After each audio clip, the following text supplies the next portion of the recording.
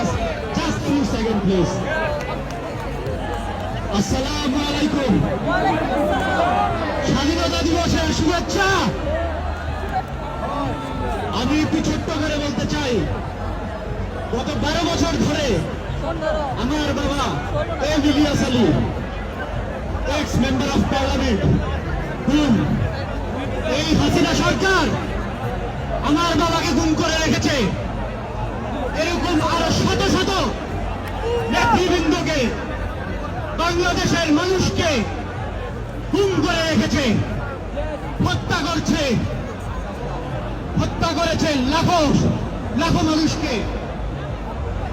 আমি সাফ বলতে চাই, আজকে আমাদের স্বাধীনতা দিবসের এই দিনে এই মানুষগুলার বিচার, গুম মানুষগুলার ঘুমে ঘুমে সবকিছুর বিচার চাই।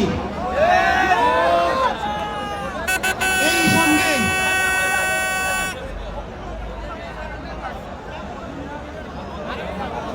সেই সঙ্গে আমি বলতে চাই, বাংলাদেশের 57 জন ছেলে ধর্মকর্তাকে হত্যা করেছে পিলখানার হত্যাকাণ্ডে। এই সরকারের বিচার করতে হবে, হাসিনা সরকারের বিচার করতে হবে, স্বৈরাচার সরকারের বিচার করতে হবে। আমি একটু বলে শেষ করতে চাই, আপনারা সবাই দোয়া করবেন। আমরা যারা প্রবাসী ভাই আছি, প্রবাসী বোন আছি, আপনারা কখনোই ভুলে যাবেন না এদের কথা। এই গত 20 দিনে যে 1000+ মানুষ মারা হয়েছে, তাদের কথা কেউ ভুলে যাবেন না।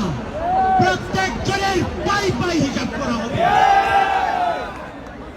বাংলাদেশে মানুষের কাছে এই শেষ আবদারটুকু আমি করব, সবাই মনে রাখবেন, এই দেশটা আমাদের, এই দেশটা আপনাদের, এই দেশের জনগণের।